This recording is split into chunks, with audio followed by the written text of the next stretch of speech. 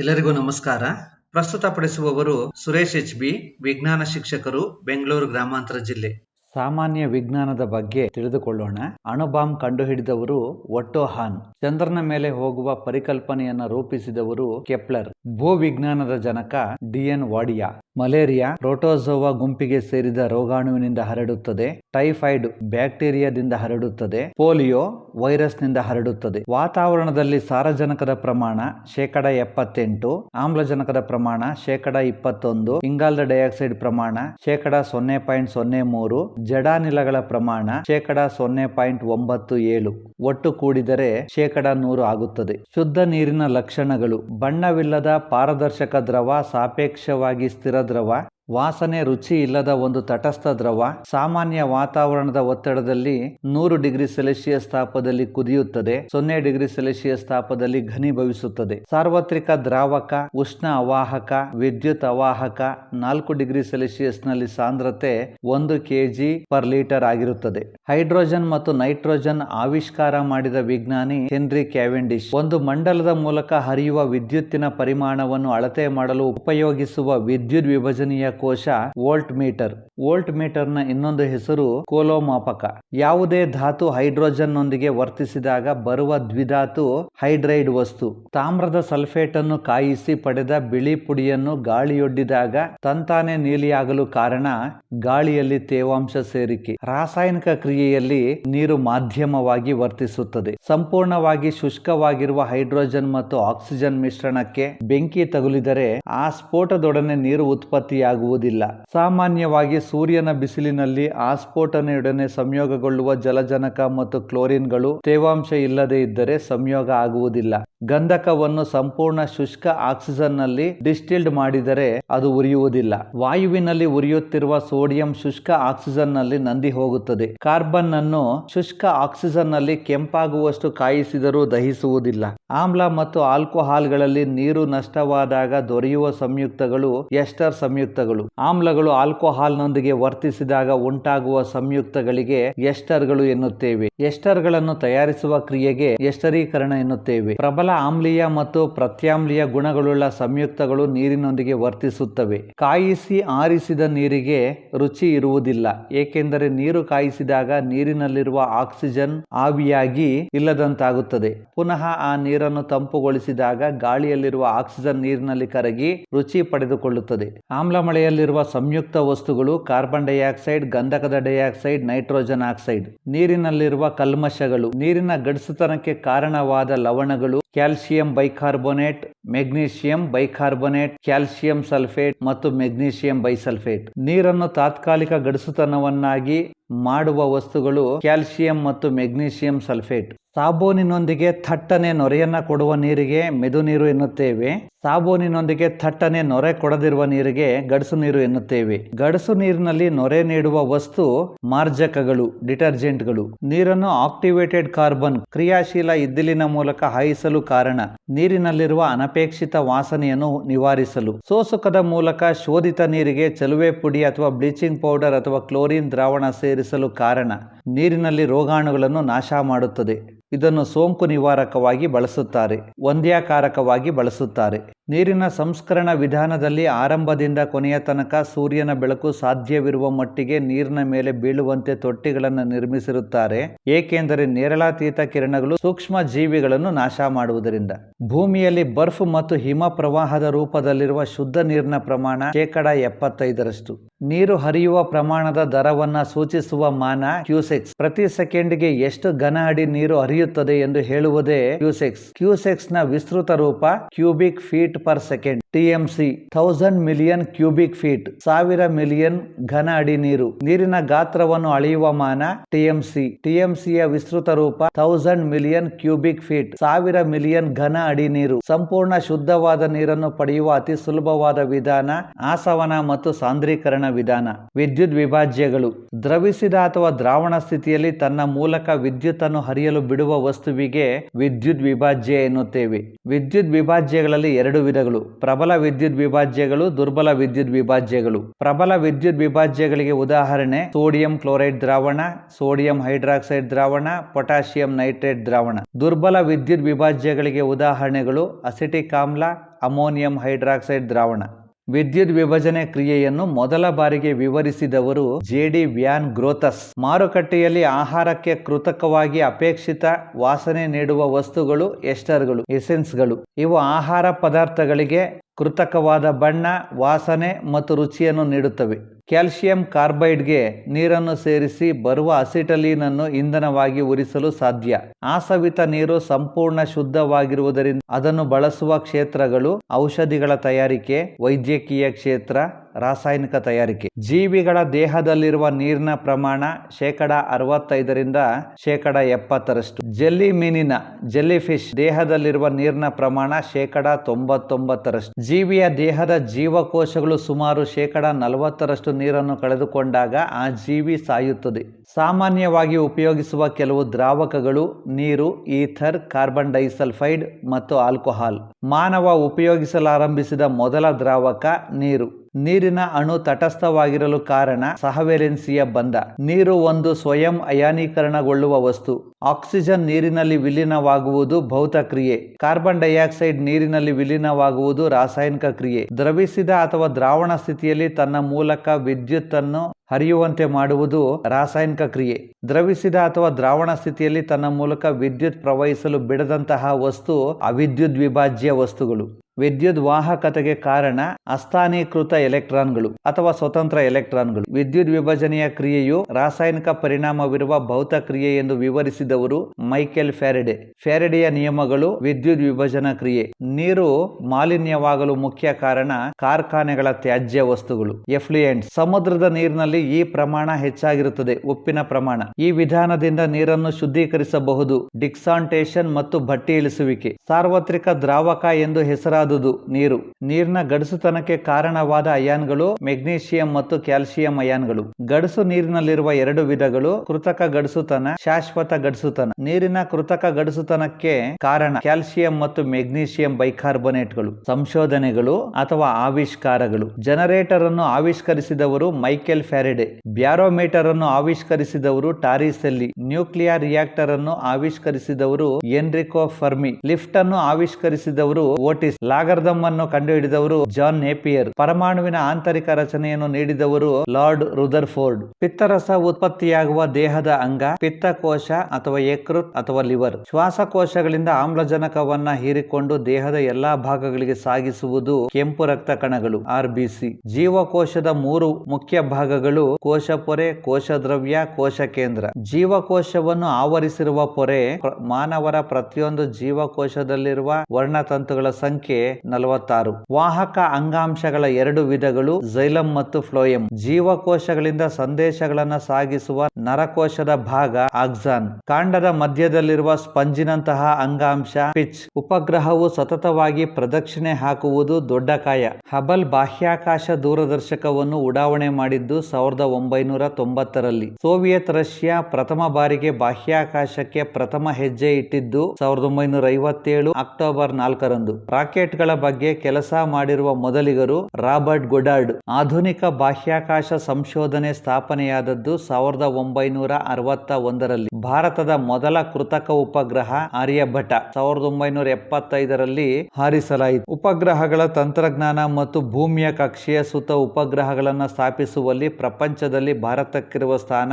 6ನೇ ಸ್ಥಾನ. Soviet Russia ಪ್ರಥಮ ಬಾರಿಗೆ ಬಾಹ್ಯಾಕಾಶಕ್ಕೆ ಕಳುಹಿಸಿದ ರಾಕೆಟ್ ಸ್ಪುಟ್ನಿಕ್ 1. ಬಿಸಿ ಗಾಜಿನ ಕೊಳವೆಯ ಮೇಲೆ ತಣ್ಣೀರನ್ನು ಹಾಕಿದಾಗ ಅದು ಒಡೆಯಲು ಕಾರಣ ಹೊರಭಾಗ ತಣ್ಣಗಾಗಿ ಕುಗ್ಗುತ್ತದೆ, ಒಳಭಾಗ ಬಿಸಿಯಾಗಿರುವುದರಿಂದ ಹೀಗಿರುತ್ತದೆ. ಅಸಮಾನ ತಾಪದಿಂದಾಗಿ ಒಡೆಯುತ್ತದೆ. ಪಾರದರ್ಶಕ, ಅಸ್ಫಟಿಕ ಮತ್ತು ಗಡಸು ಇದು ಗಾಜಿನ ಲಕ್ಷಣಗಳು. ಸೋಡಾ, ಲೈಮ್, ಬೋರೋಸಿಲಿಕೇಟ್, ಫ್ಲಿಂಟ್ ಇವು ಗಾಜಿನ ವಿಧಗಳು. ಕೋಬಾಲ್ಟ್ ಅಥವಾ ತಾಮ್ರದ ಆಕ್ಸೈಡ್ಗಳ ಮಿಶ್ರಣದಿಂದಾಗಿ ಈ ಗಾಜನ್ನು ತಯಾರಿಸುತ್ತಾರೆ. ನೀಲಿ ಗಾಜು. ಒಬ್ಬ ವಯಸ್ಕ ಮನುಷ್ಯನ ದೇಹದಲ್ಲಿ ದಿನದ 24 ಗಂಟೆಗಳಲ್ಲಿ ತಯಾರಾಗಬಹುದಾದ ಮೂತ್ರದ ಪ್ರಮಾಣ 1.5 ಲೀಟರ್. ಲೀಟರ್. BCG ಚುಚ್ಚುಮದ್ದಿನಿಂದ ಕ್ಷಯರೋಗವನ್ನು ತಡೆಯಬಹುದು. ಆನೆಕಾಲು ರೋಗದ ಎಲಿಫೆಂಟಿಯಾಸಿಸ್ ರೋಗದ ವೈಜ್ಞಾನಿಕ ಹೆಸರು ಹೆಲ್ಮೆಂಟಿಸ್. ತಾಮ್ರ ಲೋಹದ ಪರಮಾಣು ಸಂಖ್ಯೆ 29. ತಾಮ್ರ ಲೋಹದ ಸಂಕೇತ Cu. ತಾಮ್ರದ ಪ್ರಮುಖ ಅದಿರು ತಾಮ್ರದ ಪೈರೈಟ್ಸ್. ಲೋಹಗಳ ರಾಜ ಕಬ್ಬಿಣ. ಕಬ್ಬಿಣ ಲೋಹದ ಪರಮಾಣು ಸಂಖ್ಯೆ 26. ಹೆಮಟೈಟ್, ಮ್ಯಾಗ್ನೆಟೈಟ್, ಲಿಮೋನೈಟ್ ಮತ್ತು ಸಿಡರೈಟ್. ಹೆಮಟೈಟ್, ಮ್ಯಾಗ್ನೆಟೈಟ್, ಲಿಮೋನೈಟ್ ಮತ್ತು ಸಿಡರೈಟ್ ಇವುಗಳು ಕಬ್ಬಿಣದ ಅದಿರುಗಳು. ಭೂಗೋಳಶಾಸ್ತ್ರದ ಪಿತಾಮಹ ಎರೆಟೋಸ್ಥನೀಸ್. ವಿಶ್ವ ಅಥವಾ ಬ್ರಹ್ಮಾಂಡ ಕೋಟ್ಯಾಂತರ ನಕ್ಷತ್ರ ಮತ್ತು ಆಕಾಶಕಾಯಗಳ ಸಮೂಹ. ಕೋಟ್ಯಾಂತರ ನಕ್ಷತ್ರ ಮತ್ತು ಆಕಾಶಕಾಯಗಳ ಸಮೂಹಕ್ಕೆ ವಿಶ್ವ ಅಥವಾ ಬ್ರಹ್ಮಾಂಡ ಎನ್ನುತ್ತೇವೆ. ಆಕಾಶಕಾಯಗಳ ಗಾತ್ರ, ದೂರ, ಚಲನೆ ಮತ್ತು ಇತರ ಗುಣಲಕ್ಷಣಗಳ ಅಧ್ಯಯನಕ್ಕೆ ಖಗೋಳಶಾಸ್ತ್ರ ಎನ್ನುತ್ತೇವೆ. ವಿಶ್ವದ ಸೃಷ್ಟಿ, ಸ್ಥಿತಿ, ಲಯ, ವ್ಯಾಪ್ತಿ ಮುಂತಾದ ಲಕ್ಷಣಗಳ ಕುರಿತ ಅಧ್ಯಯನ ವಿಶ್ವ ಸೃಷ್ಟಿ ವಿಜ್ಞಾನ. ವಿಶ್ವದಲ್ಲಿ ಧೂಳು ಮತ್ತು ಅನಿಲದಿಂದ ಕೂಡಿದ ಹಲವಾರು ವಿಸ್ತೃತ ರಾಶಿಗಳು ಜ್ಯೋತಿರ್ಮೇಘ. ಸೂರ್ಯನಿಗೆ ಅತಿ ಸಮೀಪದ ನಕ್ಷತ್ರ ಅಥವಾ ಭೂಮಿಗೆ ಎರಡನೇ ಸಮೀಪದ ನಕ್ಷತ್ರ ಪ್ರಾಕ್ಸಿಮಾ ಸೆಂಟಾರಿ. ಅತ್ಯಂತ ಪ್ರಕಾಶಮಾನವಾದ ನಕ್ಷತ್ರ ಸಿರಿಯಸ್.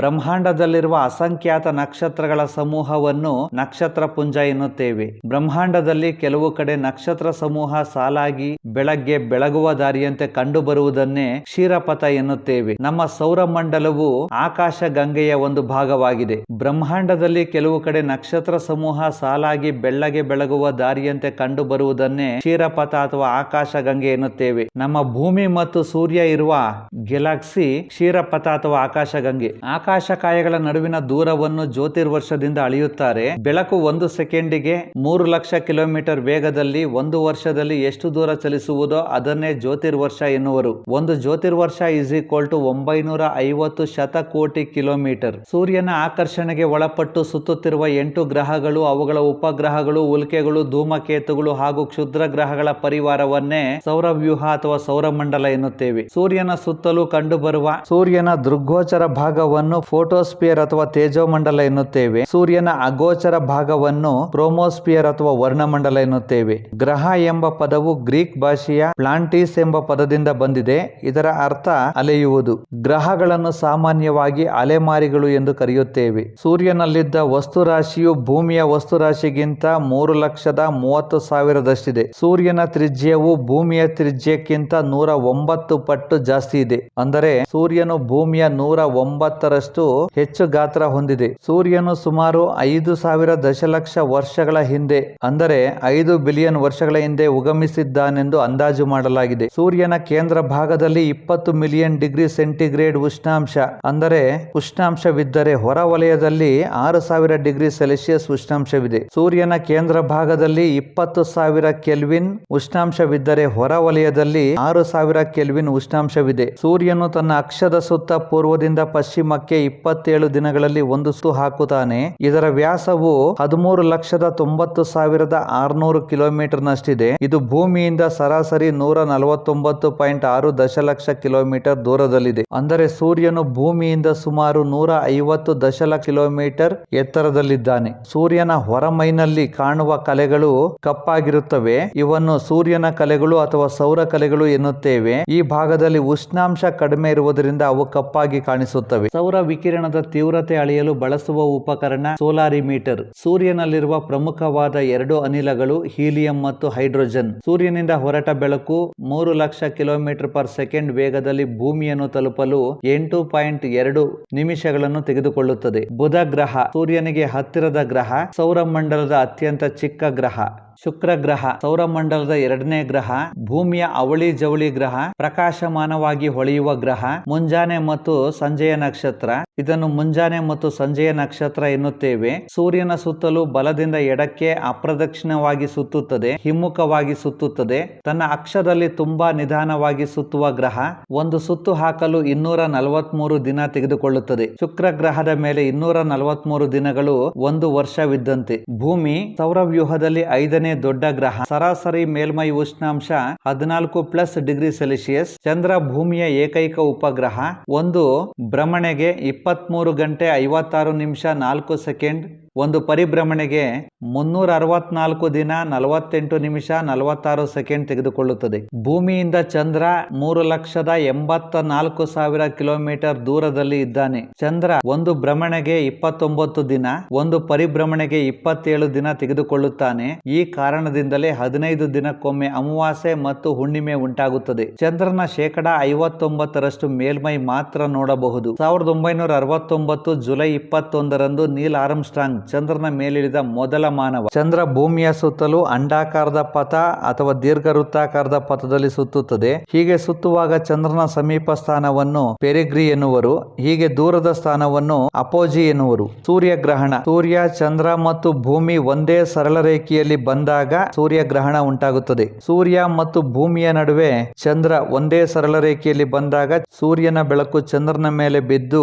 ಚಂದ್ರನ ನೆರಳು ಭೂಮಿಯ ಮೇಲೆ ಬೀಳುವುದರಿಂದ ಸೂರ್ಯಗ್ರಹಣ ಉಂಟಾಗುತ್ತದೆ. ಸೂರ್ಯಗ್ರಹಣ ಯಾವಾಗಲೂ ಅಮಾವಾಸ್ಯೆ ದಿನದಂದೇ ಉಂಟಾಗುತ್ತದೆ. ಚಂದ್ರಗ್ರಹಣ. ಸೂರ್ಯ, ಭೂಮಿ ಮತ್ತು ಚಂದ್ರ ಒಂದೇ ಸರಳ ರೇಖೆಯಲ್ಲಿ ಬಂದಾಗ ಚಂದ್ರಗ್ರಹಣ ಉಂಟಾಗುತ್ತದೆ. ಸೂರ್ಯ ಮತ್ತು ಚಂದ್ರರ ನಡುವೆ ಭೂಮಿ ಬಂದಾಗ ಸೂರ್ಯನ ಬೆಳಕು ಭೂಮಿಯ ಮೇಲೆ ಬೀಳುತ್ತದೆ. ಭೂಮಿಯ ನೆರಳು ಚಂದ್ರನ ಮೇಲೆ ಬೀಳುವುದರಿಂದ ಚಂದ್ರಗ್ರಹಣ ಉಂಟಾಗುತ್ತದೆ. ಚಂದ್ರಗ್ರಹಣ ಯಾವಾಗಲೂ ಹುಣ್ಣಿಮೆ ದಿನದಂದೇ ಸಂಭವಿಸುತ್ತದೆ.